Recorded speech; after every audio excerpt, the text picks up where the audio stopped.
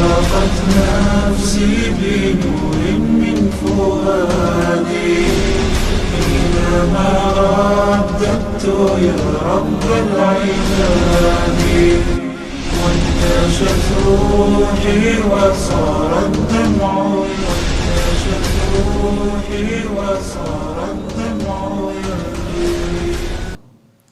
ونعوذ بالله من شرور أنفسنا ومن سيئات أعمالنا، من يهده الله فلا مضل له ومن يضلل فلا هادي له، وأشهد أن لا إله إلا الله وحده لا شريك له، وأشهد أن محمدا عبده ورسوله. يا أيها الذين آمنوا اتقوا الله حق تقاته ولا تموتن إلا وأنتم مسلمون. يا أيها الناس اتقوا ربكم الذي خلقكم من نفس واحدة وخلق منها زوجها وبث منهما رجالا كثيرا ونساء، واتقوا الله الذي تساءلون به والأرحام إن الله كان عليكم رقيبا. يا أيها الذين آمنوا اتقوا الله وقولوا قولا سديدا يصلح لكم أعمالكم ويغفر لكم ذنوبكم، ومن يطع الله ورسوله فقد فاز فوزا عظيما. أما بعد، فإن خير الحديث كتاب الله، وخير الهدي هدي محمد صلى الله عليه وسلم، وشر الأمور محدثاتها، وكل محدثة بدعة، وكل بدعة ضلالة، الضلالة في النار. أعوذ بالله من الشيطان الرجيم. بسم الله الرحمن الرحيم. وأنتم الأعلون إن كنتم مؤمنين.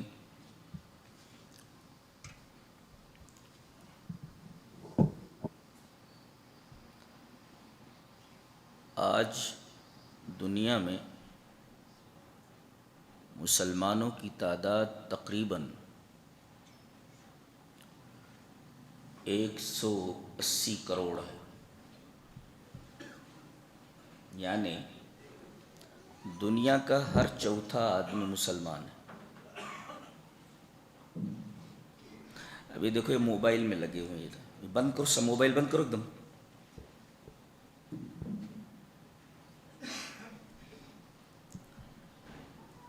اللہ تبارک و تعالیٰ نے اسی وجہ سے مسلمانوں کو اس ذلت و خواری میں مبتلا کر رکھا ہے، بہت دور ہو گئے ہیں اللہ سے۔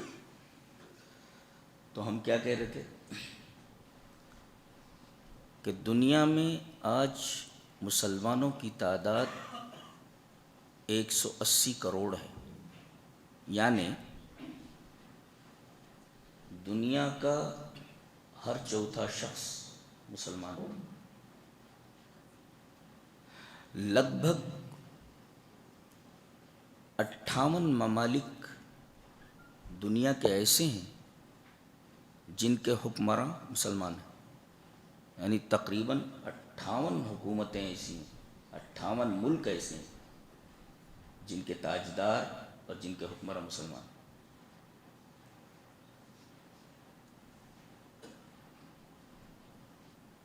لیکن اس کے باوجود ہماری نہ کوئی اہمیت ہے، نہ ہمارا کوئی وزن ہے۔ جس کا جب بھی جی چاہے ہمارے اوپر چڑھ دوڑتا ہے اور ہمارے ساتھ ہر ناروا سلوک جائز رکھتا ہے، روا رکھتا ہے۔ ہم صرف احتجاج کر سکتے ہیں۔ بالفاظ دیگر مسلمان آج ایک احتجاجی قوم بن کر رہ گئی ہے۔ سوال یہ ہے کہ مسلمانوں کی زبوں حالی، اس تنزلی اور اس زوال کا سبب کیا ہے؟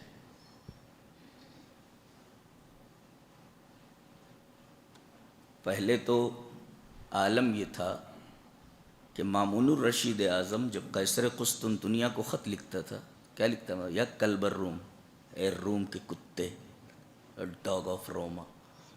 یہ عظمت تھی،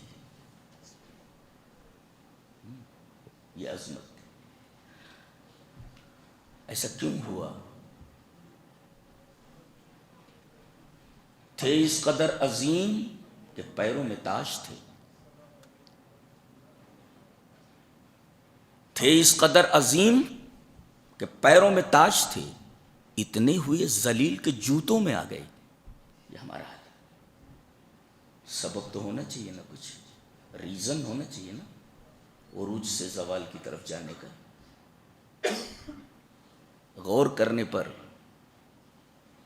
ایک تجزیہ کار اس نتیجے پر پہنچتا ہے کہ اس کے بنیادی 5 اسباب ہیں. There are 5 reasons.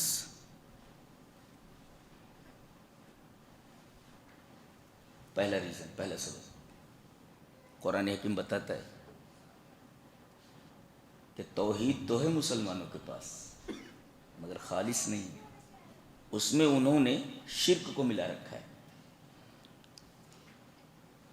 سب سے بڑی مصیبت تو یہ اللہ نے فرمایا الذین آمنوا ولم یلبسوا ایمانهم بظلم اولئک لهم الامن وهم مہتدون. جو لوگ ایمان لائے اور انہوں نے اپنے ایمان میں ظلم نہیں ملایا. صحابہ نے یہ پوچھا تھا کہ اللہ کے رسول ہم میں سے کون ہے جو ظلم نہیں کرتا اپنے اوپر؟ تو نبی نے فرمایا یہاں ظلم سے مراد اپنے اوپر ظلم نہیں ہے بلکہ یہاں ظلم سے مراد شرک ہے. تو جو لوگ ایمان لائے اور انہوں نے اپنے ایمان میں شرک کی آمیزش کر لی، شرک کو مکس کر لیا، ملا لیا، تو ان کے پاس توحید کہاں رہے گی؟ اللہ تبارک و تعالیٰ کو خالص چیز پسند ہے، ملاوٹ والی چیز اسے بالکل پسند نہیں ہے، بالکل بھی نہیں. ملاوٹ والی چیز قطعاً پسند نہیں ہے اسے، وہ نہ کے برابر ہے. اسے ہر چیز خالص چاہیے.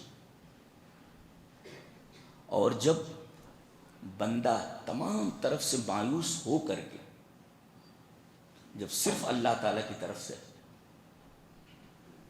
پر امید ہوتا ہے اور اللہ کی طرف آتا ہے تو فوراً اللہ کی مدد آ جاتی ہے. آپ نے دیکھا ہوگا کہ پانی ایسے پھیلا ہوتا ہے تو بہنے کا جو زور ہوتا ہے بہت کم ہوتا ہے، لیکن یہ پھیلا ہوا پانی آگے چل کر کے ایک پتلے راستے پر آ جائے.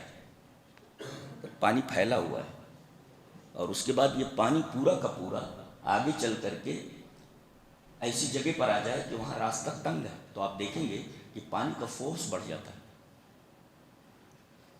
پانی کا فورس بڑھ جاتا ہے، کافی تیز ہو جاتا ہے، اس لیے کہ پانی زیادہ ہے اور جگہ کم ہے. تو ایسے ہی جب بندہ تمام طرف سے مایوس ہو کر کے صرف رب تعالیٰ کی طرف مخلص ہو کر کے آ جاتا ہے فوراً مدد آ جاتی ہے. اللہ تبارک و تعالیٰ کو ملاوٹ قطعاً پسند نہیں. تو ہم نے تو اپنے توحید کے اندر، اپنی توحید کے اندر ہم نے شرک کو ملا لیا تو ہمیں امن کہاں ملے گا؟ اللہ نے فرمایا ہم امن کی گارنٹی دیتے ہیں، شانتی کی گارنٹی دیتے ہیں اس وقت جب تم اپنے ایمان کو، اپنی توحید کو خالص رکھو گے. الذین آمنوا ولم یلبسوا ایمانہم بظلم اولئک لہم الامن وہم مہتدون. آج مسلمان بے امنی کا شکار ہیں، اشانتی کا شکار ہیں. اس کی واحد وجہ یہ ہے کہ انہوں نے اپنی توحید کے اندر شرک ملا لیا. خالص توحید سے امن آتا ہے. لوگ آج امن اور شانتی کی تلاش میں ہیں. قرآن حکیم اس کا علاج بتاتا ہے. بہت ہائیسٹ لیول کی کتاب ہے، بہت ہائیسٹ لیول کی کتاب. کہتا ہے کہ پوری دنیا امن کی تلاش میں، شانتی کی تلاش میں، سکون کی تلاش میں. میں بتاتا ہوں سکون کہاں ہے. سارے لوگ اگر صرف ایک اللہ والے ہو جائیں امن ویسے قائم ہو جاتا ہے. الذین آمنوا ولم یلبسوا ایمانہم بظلم اولئک لہم الامن وہم مہتدون. تو پہلی چیز تو یہ ہے کہ مسلمانوں نے اپنی توحید میں شرک کو ملا لیا ہے. اللہ نے ایک جگہ فرمایا وَمَا يُؤْمِنُ أَكْثَرُهُمْ بِاللَّهِ إِلَّا وَهُمْ مُشْرِكُونَ. مسلمانوں کی اکثریت ایسی ہے جو ایمان کی دعوے دار تو ہے مگر ایمان کے ساتھ شرک بھی کیے جا رہے ہیں. یہی تو مطلب اس آیت کا، سورہ یوسف کی آیت ہے وَمَا يُؤْمِنُ أَكْثَرُهُمْ بِاللَّهِ إِلَّا وَهُمْ مُشْرِكُونَ. ایمان تو رکھتے ہیں مگر اس کے ساتھ شرک کیے جا رہے ہیں. صاحب روح المعانی لکھا ہے کہ من اولئک عبدۃ القبور الناظرون لها کہ اس سے مراد وہ قبر کے پجاری ہیں جو قبر کے اوپر جاتے ہیں اور قبروں کے لیے نظر و نیاز کرتے ہیں اور ان سے نفع اور نقصان کی امید رکھتے ہیں، ان میں داخل نہیں ہے۔ کہتے تو ہیں کہ ہم ایمان والے ہیں، لیکن در حقیقت شرک کیے جا رہے ہیں۔ تو توحید میں شرک کی آمیزش ہے، یہ پہلا سبب ہے ہماری بربادی کا، ہمارے زوال کا، ہمارے تنزل کا۔ دوسرا سبب قرآن حکیم سے دوری ہے۔ آج کتنے لوگ ہیں، پوچھا جائے کہ سورہ فاتحہ کا ترجمہ کیا ہے، کیا مطلب ہے اس کا، کچھ معلوم ہے؟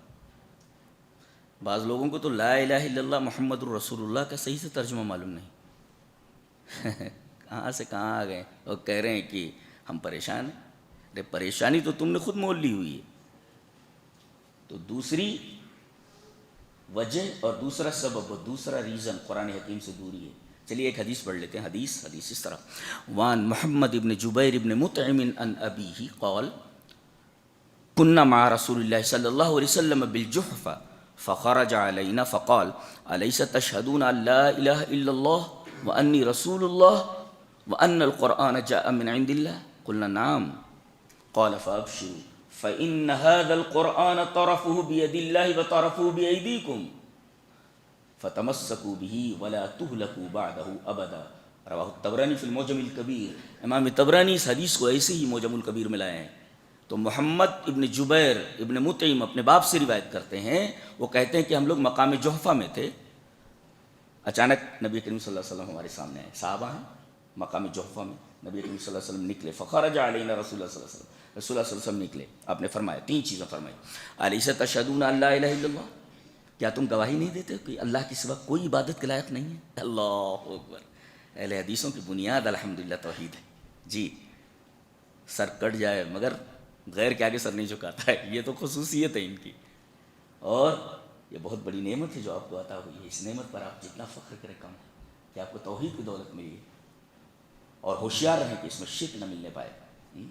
بہت بڑی دولت عطا کی اللہ نے آپ کو۔ تو الیس تشہدون ان لا الہ الا اللہ، کیا توحید کی گواہی نہیں دیتے ہو؟ اور اس کے بعد آپ نے فرمایا وانی رسول اللہ، کیا اس بات کی گواہی نہیں دیتے کہ میں اللہ کا رسول ہوں؟ لا الہ الا اللہ محمد رسول اللہ، گواہی دیتے ہو نا؟ اللہ کے علاوہ کوئی معبود نہیں، اور میرے علاوہ اب کوئی رسول آنے والا نہیں، میں ہی رسول ہوں۔ وَأَنَّ الْقُرْآنَ جَاءَ مِن عِندِ اللَّهِ، یہ قرآن جو تمہارے سامنے یہ اللہ کی طرف سے آیا ہے۔ قُلْنَا نعم، تمام صحابہ کرام نے کہا کہ اللہ کے رسول، ہاں یس، ہم مانتے ہیں کہ اللہ کے سوا کوئی عبادت کے لائق نہیں، گواہی دیتے ہیں، اور یہ گواہی دیتے ہیں کہ آپ اللہ کے رسول ہیں، اور یہ گواہی دیتے ہیں کہ قرآن اللہ کی طرف سے آیا ہے۔ اب اللہ کے رسول صلی اللہ علیہ وسلم نے جواب فرمایا کہ اگر یہ تین باتوں کی گواہی دیتے ہو تو فابشروا، تو بی ہیپی، خوش ہو جاؤ، خوش ہو جاؤ، فابشروا، میں تمہیں خوشخبری دیتا ہوں۔ کس چیز کی؟ کہ یہ قرآن جو ہے، جس کے بارے میں میں نے سوال کیا کہ یہ قرآن اللہ کی طرف سے آیا، گواہی دیتے ہو؟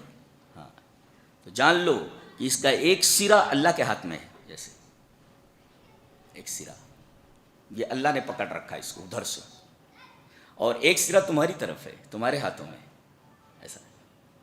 اب یہ جو قرآن ہے یہ تمہارا رابطہ اللہ سے جوڑ دیتا ہے۔ اگر ایک طرف وہ اللہ کے ہاتھ میں ہے اور دوسری طرف تمہارے ہاتھ میں ہے، فتمسکوا بہ، مضبوطی سے پکڑ لو، ڈھیلا مت پکڑو، مضبوطی سے پکڑو، تو ولا تہلکوا بعدہ ابدا، دنیا کی کوئی طاقت تمہیں ہلاک نہیں کر سکتی۔ یہ ہے دنیا کی کوئی طاقت تمہیں جھکا نہیں سکتی۔ آپ نے دیکھا ہوگا ہیٹر ہوتا ہے نا، ہیٹر، جیسے ابھی پانی گرم ہوا ہے، ابھی نہانے کے لیے میرا اندر رکھا ہوا ہے، وہ لوہے کا ایک ٹکڑا ہوتا ہے، اس لوہے کے ٹکڑے کو ایک بچے کے ہاتھ میں دے دیجیے، پکڑ لے گا اس کو، لے کر کے کھیلے گا اس سے۔ لیکن اگر اسی لوہے کے ٹکڑے کو جوڑ دیا جائے ساکٹ سے بجلی کے، تو بچہ تو کیا، ایک ہاتھی بھی اس کے قریب جانے کی ہمت نہیں کرے گا۔ کیوں؟ اس لیے کہ اس لوہے کے ٹکڑے کا تعلق ایک طاقتور چیز کے ساتھ ہو گیا، کرنٹ کے ساتھ ہو گیا۔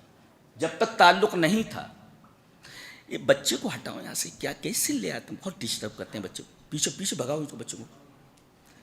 تو جب تک اس لوہے کے ٹکڑے کا تعلق کرنٹ جیسی طاقت کے ساتھ نہیں تھا تب تک ایک بچے کو آپ دے دیجئے کھیلے گا اس سے. لیکن اگر اسی کا تعلق کرنٹ سے کر دیجئے جو کہ ایک طاقتور چیز ہے تو بچہ تو کیا ہاتھی بھی اس کو چھونے کی ہمت نہیں کرے گا، اس کے قریب جانے کی کوشش نہیں کرے گا، ہمت نہیں کرے گا. ایسے ہی قرآن کو ہم نے چھوڑ دیا، اوپر سے آیا ہے، اب ہم نے چھوڑ دیا، پکڑیں گے تو اوپر جائیں گے نا. اللہ فرماتا ہے انا انزلنا، ہم نے اس کو نازل کیا ہے، اوپر سے آیا. جب پکڑو گے تو اوپر جاؤ گے، چھوڑ دو گے تو نیچے گر جاؤ گے. سیدھی سی بات ہے، سیدھی سی بات ہے. اوپر سے آیا ہے، پکڑو گے تو اوپر جاؤ گے، چھوڑ دو گے نیچے گر جاؤ گے.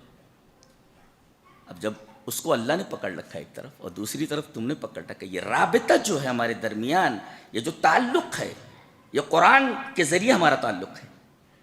اور قرآن سے دوری کا عالم یہ ہے کہ ہم کو معمولی سورہ کا ترجمہ نہیں آتا ہے، تو قرآن سے تو دور ہیں ہی. حضرت عمر رضی اللہ تعالیٰ عنہ کی روایت امام مسلم رحمہ اللہ کتاب صلاۃ المسافرین و قصرها کے اندر لائے ہیں. روایت اس طرح قال عمر رضی اللہ تعالیٰ عنہ الا اما ان نبیکم قد قال ان اللہ یضع ان اللہ یرفع بهذا الكتاب اقواما ویضع به آخرین. رواہ مسلم فی کتاب صلاۃ المسافرین. حضرت عمر فرماتے ہیں سنو، تمہارے نبی کہہ کر گئے، اما ان نبیکم قد قال، تمہارے نبی کہہ کر گئے کیا، بے شک اس کتاب کے ذریعے اللہ قوموں کو اٹھائے گا، بلند کرے گا، اور اسی کتاب کے ذریعے لوگوں کو پست کر دے گا. جو پکڑیں گے اس کتاب کو وہ اوپر جائیں گے، بلندی کی طرف جائیں گے، عروج کی طرف جائیں گے. اس کتاب کو جو چھوڑ دیں گے وہ پستی کی طرف جائیں گے. سیدھا سا معاملہ. ہم لوگ 10x10 کے ایک مقام کے لیے، ایک چھوٹی سی جگہ کے لیے ترستے ہیں. صحابہ کرام جن کے پاس کچھ نہیں تھا، بکریاں چرانے والے، اونٹ چرانے والے، جن کے پاس سیدھے سے رہنے کے لیے جگہ نہیں تھی، تہذیب نہیں تھی، کوئی تمدن نہیں تھا. یہ قرآن تو آیا، کوئی بہت بڑا کالج نہیں تھا ان کے پاس، کوئی بہت بڑی یونیورسٹی نہیں تھی. اللہ، وہ چھوٹی سی ایک مسجد تھی. پہلے اس کے دروازے نہیں تھے، دروازہ نہیں تھا، کتے آتے تو گھومتے رہتے تھے مسجد میں، کتے گھومتے رہتے تھے. دروازہ نہیں تھا، دیواریں مٹی کی، اور اوپر چھت کھجور کے پتوں کا، اور جس کے پلر تھے وہ کھجوروں کے تنوں کے. یہ مسجد تھی نبی کریم صلی اللہ علیہ وسلم. لیکن اس اسکول سے پڑھنے والے جتنے لوگ نکلے سارے کے ساروں ریئل ہیروز تھے، ریئل ہیرو. گویا کہ یہ چھوٹی سی مسجد نرسری آف ہیروز ہے، نرسری آف ہیروز. اور ایسے ایسے ہیرو نکلے ہیں، خدا کی قسم کہتا ہوں کہ دنیا کی ساری یونیورسٹیز مل کر کے اگر ایک صحابی بنانا چاہیں نہیں بنا سکتے. دعویٰ ہے میرا. کیسی یونیورسٹی تھی چھوٹی سی. صحابہ سجدہ کرتے تھے تو بارش جب ہوتی تو پانی ٹپک کر کے پورا فرش گیلا ہو جاتا تھا. صحابہ سجدہ کرتے تو پیشانی کے اوپر مٹی لگ جاتی تھی، کیچڑ لگ جاتی. یہ یونیورسٹی، اس سے نکلنے والا ہر شخص ہیرو، ریئل ہیرو. میدان جنگ میں کھڑا کر دیا گیا، بہترین سپاہی ہے. کمانڈر ان چیف بنا دیا گیا، کمانڈر ان چیف ہے. گورنر بنا دیا گیا، گورنر ہے. سی ایم بنا دیا گیا، سی ایم ہے. یہ کہاں سے پڑھ کر کے نکلے سب؟ اللہ. تو ہم تو 10x10 کی جگہ کے لیے ترستے ہیں. اللہ تبارک و تعالیٰ نے جن کے پاس کچھ نہیں تھا، قرآن حکیم کی برکت سے پوری دنیا ان کے حوالے کر دیا. سنبھالے نہیں سنبھل رہے، ہم سنبھال نہیں پا رہے ہیں جو دے کر چلے گئے. ابھی بتائیں 58 ممالک کے حکمراں مسلمان، یہ سب صحابہ کرام کی برکت تھی، وہ دے کر کے گئے ہیں جسے ہم سنبھال نہیں پا رہے. انا للہ و انا الیہ راجعون. تو ایک تو قرآن حکیم سے دوری ہے، پہلا سبب ہم نے اپنی توحید میں شرک کی آمیزش کر رکھی ہے، اور دوسرے قرآن حکیم سے ہم بہت دور ہے، اور تیسرے سنت سے دور ہیں. اللہ. چلیے پڑھ لیتے ہیں آیت کریمہ. اللہ نے فرمایا فَلْيَحْذَرِ الَّذِينَ يُخَالِفُونَ عَنْ أَمْرِهِ أَن تُصِيبَهُمْ فِتْنَةٌ أَوْ يُصِيبَهُمْ عَذَابٌ أَلِيمٌ. یہ مشہور آیت کریمہ سورہ نور کی.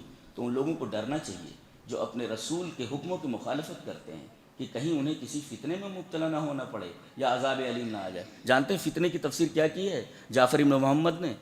کہ جو رسول کی مخالفت کرے وہ فتنے میں مبتلا نہ ہو جائیں کہیں. فتنے کی تفسیر جعفر ابن محمد نے کی ہے سلطان جائر یسلط علیہم، ظالم حکمراں ان کے اوپر مسلط کر دیا جائے گا.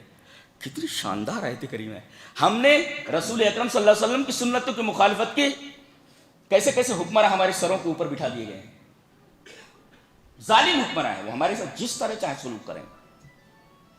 سلطان جائر یسلط علیہم، فتنے کی تفسیر ہے وہ. اور عذاب علیم، عذاب القتل، جہاں پائیں گے تم کو ٹھونک دیں گے، مار دیں گے. یہ اس آیت کریمہ کی تفسیر ہے. فَلْيَحْذَرِ الَّذِينَ يُخَالِفُونَ عَنْ أَمْرِهِ أَن تُصِيبَهُمْ فِتْنَةٌ أَوْ يُصِيبَهُمْ عَذَابٌ أَلِيمٌ. فتنے سے مراد سلطان جائر یسلط علیکم، ظالم حکمراں تمہارے اوپر مسلط کر دیے جائیں گے.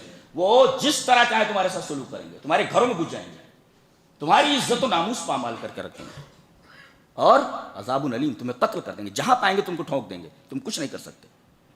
فَلْيَحْذَرِ الَّذِينَ، کیا بات ہے، سبحان. اور اللہ کے رسول نے فرمایا میں یہی دو چیزیں دے کر کے جا رہا ہوں. چلیے وہ حدیث پڑھ لیتے ہیں. حدیث اس طرح. وعن ابی ہریرہ رضی اللہ تعالی عنہ قال قال رسول اللہ صلی اللہ علیہ وسلم انی قد ترکت فیکم شیئین لن تضلوا بعدہما کتاب اللہ وسنتی ولن یتفرقا حتی یرد علی الحوض. رواہ الحاکم فی المستدرک فی کتاب العلم. حضرت امام حاکم رحمہ اللہ اپنی حدیث کی کتاب مستدرک علی الصحیحین میں کتاب العلم کے اندر یہ روایت اسی طرح لائے ہیں. راوی حضرت ابو ہریرہ ہیں. حضرت ابو ہریرہ فرماتے ہیں کہ نبی اکرم صلی اللہ علیہ وسلم نے ارشاد فرمایا کہ میں تمہارے درمیان دو چیزیں چھوڑ کے جا رہا ہوں، اس لیے دو ہی چیزیں مجھے ملی ہیں. دو چیزیں چھوڑ کے نبی کہتے ہیں چار چیزیں پکڑ رکھی ہیں لوگوں نے. کیا ہے یہ سب کیا ہے؟ یہ رسول کی بات آ گیا، ہمارے امام نے ایسا کہا ہے، ہمارے مولوی نے ایسا کہا ہے. ارے اللہ اکبر، رسول کی بات آ جائے تو آرڈر کیا ہے؟ آرڈر یہ ہے سورہ نور کی سے پہلے والی آیت دیکھ، انما کان قول المؤمنین اذا دعوا الی اللہ ورسولہ لیحکم بینہم ان یقولوا سمعنا واطعنا واولئک هم المفلحون. مومن کا قول، مومن کا معاملہ، مومن کی بات ایسی ہونی چاہیے جب اللہ اور اس کے رسول بلائیں کہ آؤ میں بتاتا ہوں کہ اس معاملے فیصلہ کیا ہے. کوئی بات اگر اللہ اور اس کا رسول کہے، کسی طرف بلائے، تو آپ کو صرف اتنا ہی بولنا ہے، ہم نے سنا اور ہم نے اطاعت، بس. چلیے اس بات کو ایک حدیث سے پروف کر لیتے ہیں. حدیث اس طرح. وعن جابر رضی اللہ تعالیٰ عنہ قال لما استوى رسول اللہ صلی اللہ علیہ وسلم یوم الجمعہ، وہ جمعہ ہی کے دن تھا. عن جابر رضی اللہ تعالیٰ عنہ قال استوى رسول اللہ لما استوى رسول اللہ صلی اللہ علیہ وسلم یوم الجمعہ قال اجلسوا فسمع ذلك ابن مسعود فجلس على باب المسجد فرآه رسول اللہ صلی اللہ علیہ وسلم فقال تعال یا عبد اللہ ابن مسعود. رواہ ابو داؤد فی کتاب الصلاۃ. حضرت امام ابی داؤد رحمہ اللہ ابو داؤد شریف میں کتاب الصلاۃ کے اندر یہ روایت ایسے لائے جابر بن عبداللہ سے. حضرت جابر فرماتے ہیں کہ نبی کریم صلی اللہ علیہ وسلم ممبر پائے خطبہ دے رہے تھے، اچانک انہوں نے فرمایا اجلسوا، بیٹھ جاؤ، اجلسوا، بیٹھ جاؤ. شاید کچھ لوگ کھڑے تھے، آپ نے کہا بیٹھ جاؤ.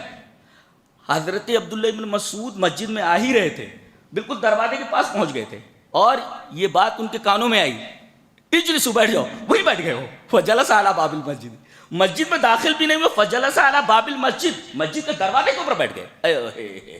اذا دعوا الی اللہ ورسولہ لیحکم بینہم ان یقولوا سمعنا واطعنا، ہم نے سنا اور ہم نے اطاعت کی. ہم نہیں جانتے کہ کس وجہ سے آپ کہہ رہے ہیں، ہمیں کچھ معلوم نہیں. آپ نے کہا بیٹھ جاؤ، سو بیٹھ گئے. سٹ ڈاؤن، سو سٹ ڈاؤن.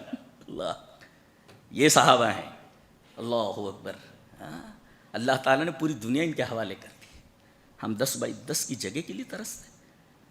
پورا جزیرۃ العرب دے دیا، پورا عراق دے دیا، پورا مصر دے دیا، پورا ایران دے دیا، قیروان تک افریقہ دے دیا، قسطنطنیہ تک دے دیا. اللہ، 10x10 کے لیے ترستے. کتنے چھوٹے لوگ ہیں. مسلمان چھوٹا تھوڑی ہوتا ہے، مسلمان اتنے چھوٹے ذہن کا نہیں ہوتا، بہت بڑا ہوتا ہے. اس کا جو ایسپیکٹ ہوتا ہے، اس کا جو پرسپیکٹو ہوتا ہے، تناظر ہوتا ہے، بہت وسیع ہوتا ہے. سمجھتے ہیں آپ مسلمان کیا ہوتا ہے؟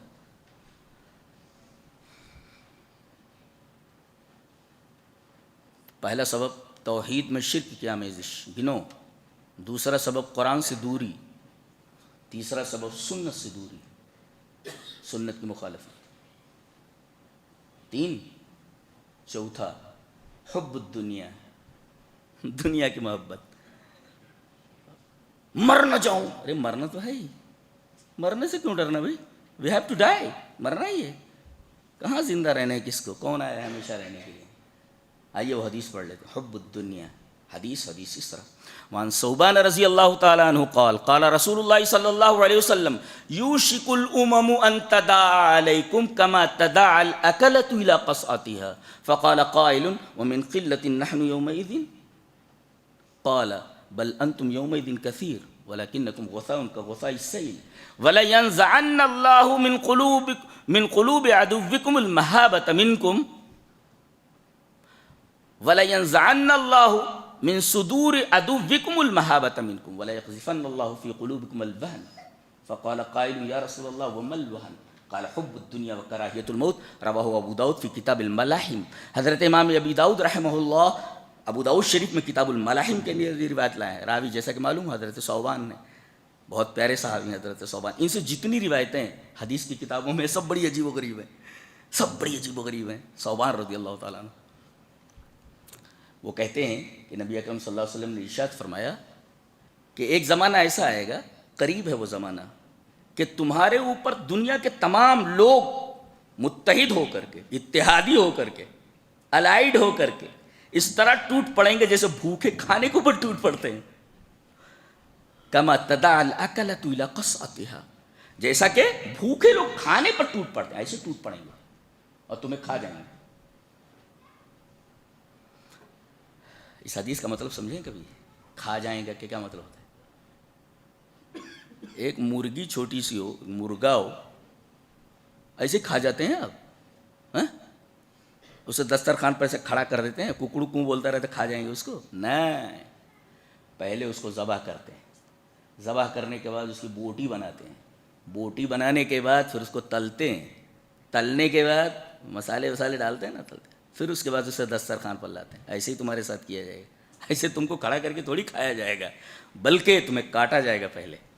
اور کاٹا کیسا؟ کاٹ کر تھوڑی کھائیں گے، ہم کو ہماری تہذیب سے کاٹ دیا جائے گا، ہم کو ہماری کتاب سے کاٹ دیا جائے گا، ہم کو ہمارے نبی کی سنت سے کاٹ دیا جائے گا. اور جو قرآن حکیم سے کٹ جائے وہ تو مرا ہوا یہ ہے، وہ مر گیا. وہ کتاب و سنت سے جو کٹ جائے وہ مرا ہوا ہے، وہ مر گیا، وہ ختم ہے. وہ تو ہم چپ مر گئے ہیں. ساری تہذیبیں تو ہم نے یورپ کی اپنائی ہوئی، ننگا پن، بے لباسی اور ساری چیزیں. کون سی ایسی چیز ہے جو ہم نے یورپ سے درآمد نہیں کی ہیں؟ یورپ سے کوئی بھی چیز آ جائے آمنا وصدقنا سمعنا واطعنا، یہ حال ہے یورپ کی تہذیب کے اوپر ہمارا. تو ہم نے تو قرآن اور سنت کو چھوڑ ہی دیا. تو پہلے کاٹیں. کاٹنے کا مطلب کیا ہے؟ ہم کو ہماری تہذیب سے کاٹ دیں گے، ہم کو قرآن حکیم سے کاٹ دیں گے، ہم کو قرآن سنت سے ہم کو کاٹ دیں گے. ہماری جو دیرینہ روایات رہی ہیں سینکڑوں سالوں کی، ہمیں ہماری تاریخ سے کاٹ دیا جائے گا، ہمیں ہماری تہذیب سے کاٹ دیا جائے گا، ہمیں ہماری جو شاندار سویلائزیشن، ہماری شاندار تہذیب و تمدن، اس سے ہم کو کاٹ دیا جائے گا. قومیں جب اپنی تہذیب سے کٹ جائیں، اپنی تاریخی روایات سے کٹ جائیں، مردہ ہو جاتی ہیں، مر جاتی ہیں. کاٹنے کا مطلب یہ ہے، دسترخوان پر ٹوٹ پڑنے کا یہی مطلب ہے. آپ کہہ رہے کھا لیں گے آپ کو، یہ مطلب تھوڑی ہے اس کا. جی یوشک الامم ان تداعی علیکم کما تداعی الاکلۃ الی قصعتھا، جیسے بھوکے کھانے کے اوپر ٹوٹ پڑتے ہیں ایسے تمہارے اوپر ٹوٹ پڑیں گے پوری دنیا کے لوگ. اور جانو کفر ایک ہی ملت ہے، سب اکٹھا ہو جاتے ہیں. ہم لوگ الگ الگ ہیں، یہ بریلوی ہے، یہ دیوبندی ہے، یہ فلاں ہے، یہ فلاں ہے. دیوبندی مارا جا رہا ہے تو بریلویاں کھڑے ہیں تو کافر ہے. لے ڈوبی ہے یہ تفرقہ بازی، ہمیں تباہ و برباد ہو چکے ہیں. میں تو پریشان ہو جاتا ہوں سوچ سوچ کر کے کہ کیا کیا دن دیکھنے کو مل رہے ہیں. اللہ اس سے پہلے ہی اٹھا لے آدمی کو تو اچھا، یہ دن دیکھنے سے پہلے جو دیکھا جا رہا ہے. آج اگر نبی کریم صلی اللہ علیہ وسلم آ جائیں تو دیکھیں کہ مسلمانوں کے پاس جو اسلام ہے یہ وہی اسلام جو میں لے کر آیا تھا. دنیا بھر کی تو بدعتیں گھسا رکھی ہیں انہوں نے. نبی کہے کہ ہم 2 عیدیں چھوڑ کر کے گئے ہیں، تیسری چوتھی عیدیں ملا کر کے رکھے ہوئے ہیں بیچارے. تن ہم داغ داغ شد پمبا پوجا پوجا نے ہم، پورا جسم داغدار ہے. روئی کہاں کہاں رکھی جائے، پورے جسم سے زخم ٹپک رہا ہے، روئی کہاں کہاں رکھیں گے. شاعر بولتا ہے تن ہم داغ داغ شد پمبا پمبا کہتا ہے روئی کو، پمبا کجا کجا نے ہم، کہاں کہاں روئی رکھی جائے. عالم کہاں تک بولے آپ کو کہاں تک سمجھائیں. تو ایسا ٹوٹ پڑیں گے جیسے بھوکے کھانے کو ٹوٹ پڑتے ہیں. تو کسی کہنے والے نے کہا وہ من قلۃ نحن یومئذ یا رسول اللہ، اے اللہ کے رسول اس وقت ہماری تعداد کم ہوگی. آپ نے فرمایا نہیں، بل انتم یومئذ کثیر، تمہاری تعداد بہت زیادہ ہوگی، لیکن ولکنکم غصاء کغصاء السیل، سیل رواں میں بہنے والے خش و خاشاک کی طرح تمہاری حیثیت ہے. جب پانی بہتا ہے بارش کا تو آپ دیکھیں گے کہ بارش کے پانی کے اوپر چھوٹے چھوٹے جو تنکے ہوتے ہیں وہ ایسے بہتے رہتے ہیں، ان کی کوئی اوقات نہیں ہوتی.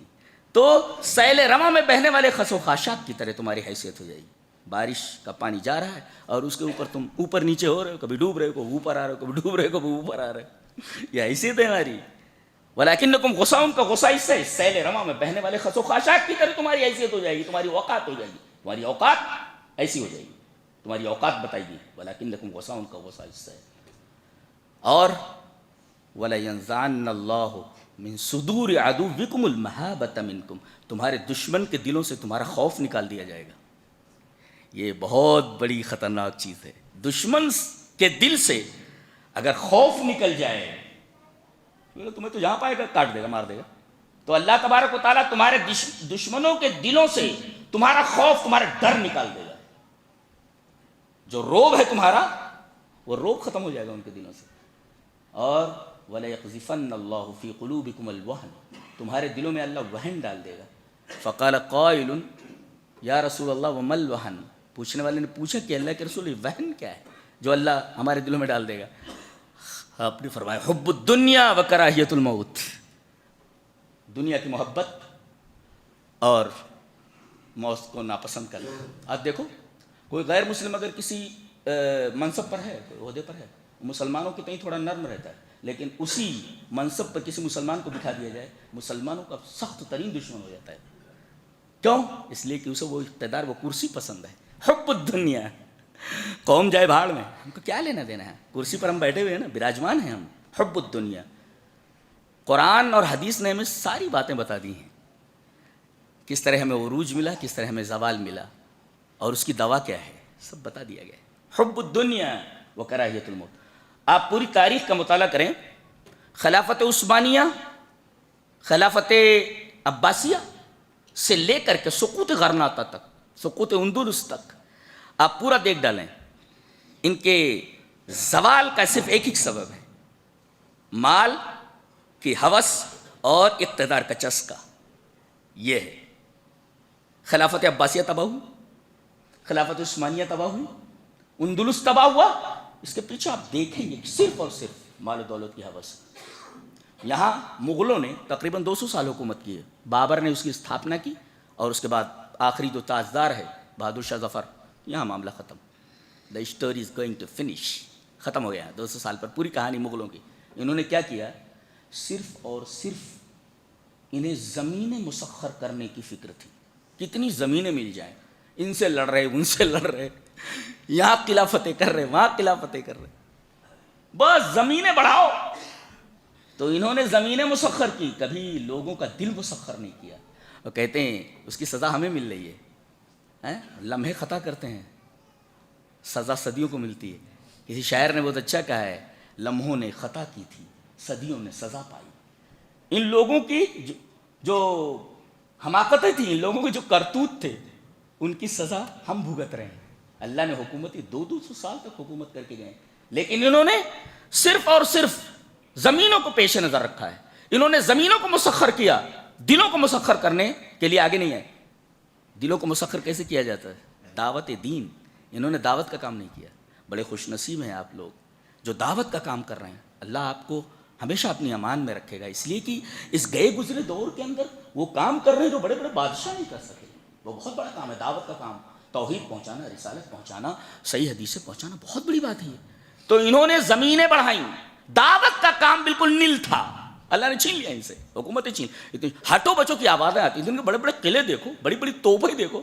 آج وہاں جن محلوں کے اندر شہزادے اور شہزادیاں رہتی تھیں، سانپ رہتے ہیں وہاں، جی سانپ بچھو رہتے ہیں وہاں۔ کہاں سے کہاں آ گئے ہیں ہم، اللہ! کس وجہ سے ہم نے دھیان دوسری طرف کر لیا، ہم نے دعوت کا کام نہیں کیا۔ مسلمانوں کے درمیان اچھا 2 ایسپیکٹس تھے، اچھا 2 گروہ تھے، ایک گروہ بادشاہوں کا تھا اور ایک گروہ پیروں کا اور فقیروں کا تھا۔ بادشاہوں کو تو اپنے اقتدار کی ہوس تھی، اپنی کرسی کی ہوس تھی، اور پیروں اور فقیروں کو اپنی سجادہ نشینی کی۔ انہوں نے بھی کوئی دعوت کا کام نہیں کیا، انہوں نے بھی کوئی دعوت کا کام نہیں کیا۔ چلو مسئلہ نیل، عذاب نہیں آئے گا، چھین لیا جاتا ہے۔ جی رسول کی مخالفت پر جانتے ہیں صحابہ کرام سے بڑی جماعت کوئی جماعت ہے؟ انبیاء کرام کے بعد صحابہ کرام کی وہ عظمت ہے کہ ان کے مثل پر یہ سورج طلوع نہیں ہوا ہے۔ اتنے بڑے لوگ تھے اور اتنے ہوشیار تھے، دنیا تباہ ہوتی ہے تو تباہ ہونے دو، آخرت ہاتھ سے نہیں جانے دینا ہے۔ بڑے ہوشیار لوگ تھے، سب کے لیے اللہ نے فرمایا رضی اللہ عنہم ورضوا عنہ، اللہ ان سے راضی ہو گیا، وہ اللہ سے راضی ہو گیا۔ کتنے ہوشیار لوگ تھے، اللہ کی رضا لے کر چلے گئے۔ بڑے بدبخت ہیں ہم لوگ. 60-65 سال میں کوئی جیتا ہے؟ کتے بھی جی لیتے ہیں، کھا پی لیتے، کتا بھی مر جاتا ہے کھا پی کر کے. ہم تو انسان ہیں اور وہ بھی مسلمان ہیں. ہم کو ایسے جینا جو کتا جیتا ہے. نا للہ و انا الیہ، کتے کی زندگی ہو گئی ہے. تو معاملہ یہ ہے، پیروں فقیروں کو سجادہ نشینی کی فکر، مسجدوں کی جگہ مزاروں پر حاضری. مسجدیں خالی ہیں، مزاروں پر عورتوں اور مردوں کا ہجوم. مسجدوں میں کوئی 10 روپے دینے کے لیے تیار نہیں، مزاروں پر کروڑوں روپے لینا. سب کیا ہے یہ؟ 200 سال تک حکومت کی یہاں مغلوں نے. آخر میں کیا ہوا؟ گردن کاٹ دی گئی بیٹوں کی. بہادر شاہ ظفر کے بیٹوں کی گردن کاٹ کر کے تشت میں لا کر رکھا گیا. دیکھ انجام ہوتا ہے، جیسا کرو گے ویسا بھرو گے. تو حب الدنیا و کراہیت الموت، دنیا سے محبت اور موت سے نفرت، یہ چوتھا سبب ہے. پہلا سبب گنو، توحید میں شرک کی ملاوٹ 2، قرآن سے دوری 2 نمبر، سنت سے دوری 3، حب الدنیا، دنیا کی محبت، اور اس کے بعد یہ چوتھی چیز رہ گئی، تفرقہ بازی ہمارے درمیان بہت ہے. اللہ نے فرمایا وَاعْتَصِمُوا بِحَبْلِ اللَّهِ جَمِيعًا وَلَا تَفَرَّقُوا وَاذْكُرُوا نِعْمَةَ اللَّهِ عَلَيْكُمْ إِذْ كُنْتُمْ أَعْدَاءً فَأَلَّفَ بَيْنَ قُلُوبِكُمْ فَأَصْبَحْتُمْ بِنِعْمَتِهِ إِخْوَانًا. تم متفرق تھے. پتلی پتلی جو لڑیاں ہوتی ہیں رسی کی، انہیں ایک بچہ بھی توڑ سکتا ہے، لیکن تمام لڑیوں کو ملا کر ایک موٹی رسی بنا دی جائے تو اس سے بڑی بڑی جہازوں کو باندھا جاتا ہے، شپس کو باندھا جاتا ہے. جی بس. تو وَاعْتَصِمُوا بِحَبْلِ اللَّهِ جَمِيعًا وَلَا تَفَرَّقُوا، سب مل کر کے قرآن حکیم کو اور حدیث کو مضبوطی سے تھام لو، اللہ کی رسی کو مضبوطی سے تھام لو. آج عالم کیا ہے؟ ہم مسالک میں بٹے ہوئے ہیں، ہماری طاقت بالکل کمزور ہو گئی ہے. یہ ہماری کمزوری کا چوتھا ریزن ہے. یہ خطرناک ریزن ہے. آئیے حدیث دیکھ لیتے ہیں. حدیث اس طرح ہے. وعن النعمان بن بشیر رضی اللہ تعالیٰ عنہ قال قال النبی صلی اللہ علیہ وسلم علی المنبر من لم يشکر القلیل لم يشکر الکثیر ومن لم يشکر الناس لم يشکر اللہ. التحدث بنعمت اللہ شکر وترکها کفر الجماعۃ رحمۃ والفرقۃ عذاب. رواہ احمد فی مسندہ. حضرت امام احمد بن حنبل رحمہ اللہ اس حدیث کو اپنی حدیث کی کتاب مسند احمد کے اندر ایسے ہی لائے ہیں. راوی حضرت نعمان بن بشیر ہیں. حضرت نعمان بن بشیر رضی اللہ تعالیٰ نے فرمایا کہ نبی اکرم صلی اللہ علیہ وسلم نے ممبر پر فرمایا، قال نبی صلی اللہ علیہ وسلم علی المنبر، ممبر کے اوپر فرمایا کہ جو تھوڑی چیز پر شکر ادا نہیں کرتا وہ بڑی چیز پر شکر نہیں ادا کر سکتا. جو لوگوں کا شکریہ نہ ادا کرے وہ اللہ کا شکریہ نہیں ادا کرتا. اور نعمت کو بیان کرنا یہ اللہ کا شکر ہے، اور نعمت کو بیان نہ کرنا یہ ناشکری ہے. اور اتحاد یہ اللہ کی رحمت ہے. الجماعۃ رحمت، جماعت کے ساتھ رہنا، اتحاد کے ساتھ رہنا یہ رحمت ہے. والفرقۃ عذاب، اور تفرقہ بازی عذاب ہے. اسی عذاب میں ہم مبتلا ہیں. تو ایک تو ہم بٹے ہوئے ہیں مختلف فرقوں میں، اس سے ہماری طاقت بہت کمزور ہو گئی ہے. پانچواں سبب ہے دعوت دین کو چھوڑ دینا، دعوت کا کام روک دینا، دعوت کی طرف دھیان نہ دینا. چلیے وہ حدیث پڑھ لیتے ہیں. اور حدیث جانتے ہیں کہ یہ جیسے صوبان ایک عجیب و غریب صحابی ہیں، یہ سر رسول اللہ صلی اللہ علیہ وسلم، رسول اللہ صلی اللہ علیہ وسلم کے رازدار ہے. کون؟ جن کی روایت پڑھنے جا رہا ہوں، حضرت حذیفہ ابن یمان. جی یہ وہی راوی ہیں. چلیے پہلے وہ روایت پڑھ لیتے ہیں، پھر اس کے بعد وہ روایت پڑھیں گے. عن ابی وائل ان حذیفہ رأى رجلا لا يتم ركوعه ولا سجوده فلما قضى صلاته قال له حذیفہ ما صلیت واحسبه قال لو مت على غیر سنت محمد صلی اللہ علیہ وسلم. رواہ البخاری فی کتاب الصلاۃ. حضرت امام بخاری رحمہ اللہ بخاری شریف کتاب الصلاۃ کے اندر یہ روایت لائے ہیں حضرت ابو وائل سے. حضرت ابو وائل کہتے ہیں کہ حضرت حذیفہ بیان کرتے ہیں کہ ایک آدمی کو انہوں نے دیکھا کہ نماز پڑھ رہا ہے، نہ رکوع برابر کر رہا ہے نہ سجدے برابر کر رہا ہے. کتنے لوگ ہیں جن کو صحیح سے رکوع کرنا نہیں آتا؟ رکوع کیسے کیا جاتا ہے؟ تو لوگ بیٹھے ہوئے، بہت سارے لوگوں کو معلوم نہیں کہ رکوع کس طرح کیا جاتا ہے. نبی اکرم صلی اللہ علیہ وسلم فرمایا پیٹھ اتنی مسطح ہونی چاہیے، اتنی سیدھی ہونی چاہیے. لو صب الماء علی ظہری لاستقر، پیٹھ کے اوپر اگر پانی گرا دیا جائے تو پانی رک جائے. کھڑے رہتے پڑے لیکن یہ رکوع ایسے کیا جاتا ہے. تو وہ رکوع سجدے برابر نہیں کر رہا تھا. تو جب نماز پڑھ چکا تو کہ ادھر آؤ، آئے کیا کر رہے تھے؟ بولے نماز پڑھا تھا. بولے ما صلیت, تم نے نماز نہیں پڑھی. کہا کہ نماز ہی تو پڑھ رہا تھا. بولے نماز تو نے نہیں پڑھی. اور آگے آپ نے فرمایا وَأَحْسَبُهُ قَالَ لَوْ مُتَّ مُتَّ عَلَىٰ غَيْرِ سُنَّتِ, ایسی نماز پڑھتے ہوئے اگر مر گیا تو تیری موت تو سنت رسول پر تو نہیں ہوگی. کتنی خراب نمازیں ہم پڑھتے ہوئے. اب یہ نمازیں ہمارے لیے کیا کر سکتی ہیں؟ پتہ نہیں سر کے اوپر جاتی ہیں کہ نہیں جاتی ہیں, وہیں سے پھینک دی جاتی ہے, اللہ بہتر جانے. اللہ اکبر. ہماری نمازیں تک خراب ہیں جو توحید کے بعد جس کا دوسرا نمبر ہے. جی تو یہ حذیفہ ابن یمان, انہی سے یہ روایت ہے. چلیے پڑھ لیتے ہیں وہ روایت. یہ 5واں سبب ہماری بربادی کا, ہمارے زوال کا. ان حذیفہ بن الیمان رضی اللہ تعالی عنہ عن النبی صلی اللہ علیہ وسلم قال والذی نفسی بیدہ لتأمرن بالمعروف ولتنہون عن المنکر او لیوشکن اللہ ان یبعث علیکم عقابا منہ ثم تدعونہ فلا یستجاب لکم. رواہ الترمذی فی کتاب الفتن. حضرت امام ترمذی رحمہ اللہ ترمذی شریف کتاب الفتن میں لائے, جہاں فتنوں کا بیان ہے, وہاں اس روایت کو لائے حضرت حذیفہ ابن یمان سے. حضرت حذیفہ ابن یمان فرماتے ہیں کہ نبی اکرم صلی اللہ علیہ وسلم نے ارشاد فرمایا اس ذات کی قسم جس کے ہاتھ میں میری جان ہے, تم بھلائی کا حکم دیتے رہو گے, برائیوں سے روکتے رہو گے, ورنہ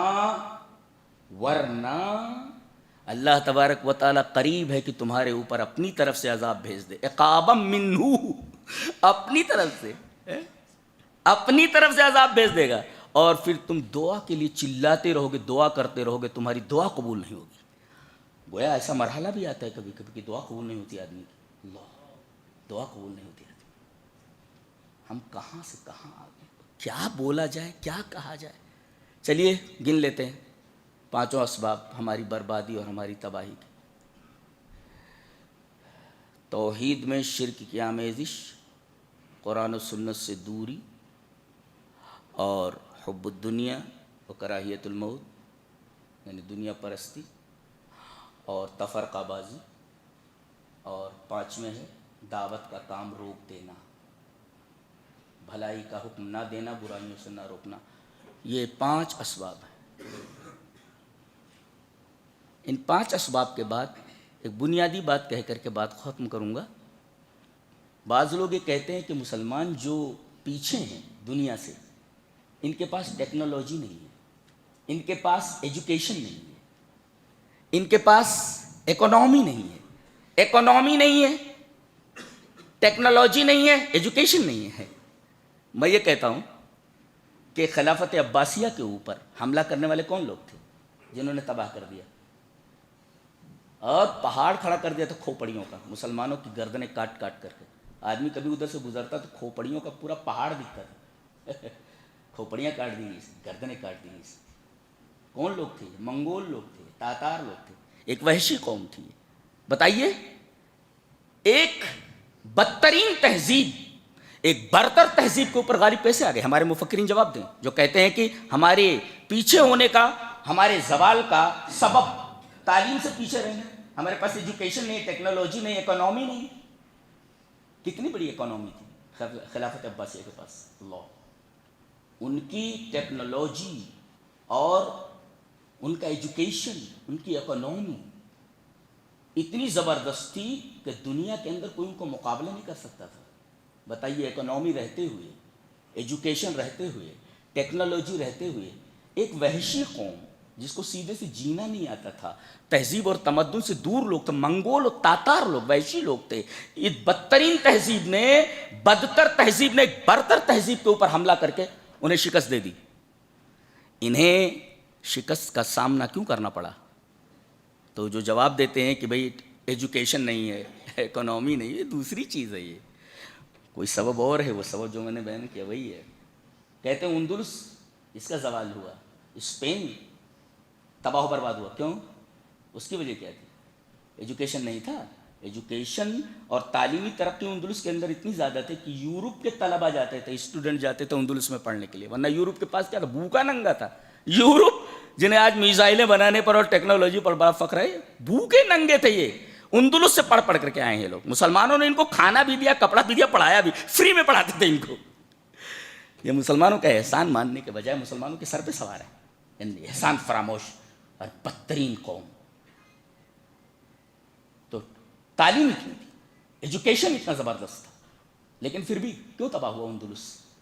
کوئی ریزن تھا نا، اس لیے کہ انہیں ٹیکنالوجی نہیں بچا سکی، ایجوکیشن نہیں بچا سکا، دوسروں کے ہاتھ میں چلا گیا. اور وہاں مسلمانوں کے ساتھ جو سلوک روا رکھا گیا وہ تاریخ کا ایک خوفناک باب ہے. مورخ اگر تاریخ لکھتا ہے تو اس کا قلم کانپ جاتا ہے. ہم نے تاریخ پڑھی ہے، ہم جانتے ہیں، ہم اس کے اسکالر ہیں جی. اچھا، اسی طریقے سے آپ دیکھیں خلافت عباسیہ کا وہ حال ہوا، اندلس کا یہ حال ہوا، اور اسی طرح یہاں مغلوں کا یہ حال ہوا. اسی طریقے سے خلافت عثمانیہ کا بھی یہی حال تھا. خلافت عثمانیہ کا معاملہ ایسا تھا، آدھی دنیا کے اوپر اس کا سکہ چلتا تھا. خلافت عثمانیہ کا کیوں تباہ ہوئی؟ ایجوکیشن نہیں تھا، اکنامی نہیں تھی، تعلیمی ترقی نہیں تھی، سب غلط باتیں ہیں. یہ دوسری چیزیں ہیں. ہاں آگے بڑھنا چاہیے اس میں، لیکن بنیاد کچھ اور ہے. ایک مثال دیتا ہوں میں، پتہ نہیں ملاقات کب ہو، زندہ بھی رہیں کہ نہ. جی، ایک محلے کے اندر پورا محلہ ہے، وہاں پر گندگی کا ایک ڈھیر ہے جو آج مسلمانوں کی پہچان ہے. گندگی کے ڈھیر جہاں نظر آئیں فوراً فیصلہ کر دیا جاتا، اچھا یہاں مسلمان رہتے ہیں. تو ایک محلے میں گندگی کا ڈھیر ہے، اور کچھ دنوں کے بعد دیکھا جاتا ہے کہ اس گندگی کے ڈھیر سے جو تعفن اٹھ رہا ہے، جو سڑاہٹ اٹھ رہی ہے، جو جراثیم نکل رہے ہیں، پورا محلہ بیمار ہے. سارے بچے بیمار ہو گئے، لوگ بیمار ہو گئے. اب سروے کرنے کے لیے آتے ہیں لوگ، ڈاکٹر لوگ، WHO والے آتے ہیں. سب لوگ بیمار کیوں ہیں ایسے بولتے ہیں؟ اس لیے کہ گندگی کا یہ ڈھیر یہاں موجود ہے، اس کو یہاں سے ہٹا دیا جائے، بیماری ختم ہو جائے گی. اب سوال یہ ہے کہ سائنس نے یہ دیکھا کہ گندگی کے اس ڈھیر سے جراثیم نکلنے ہیں، اور ان کے نکلنے کی وجہ سے پورا محلہ بیمار ہوا ہے.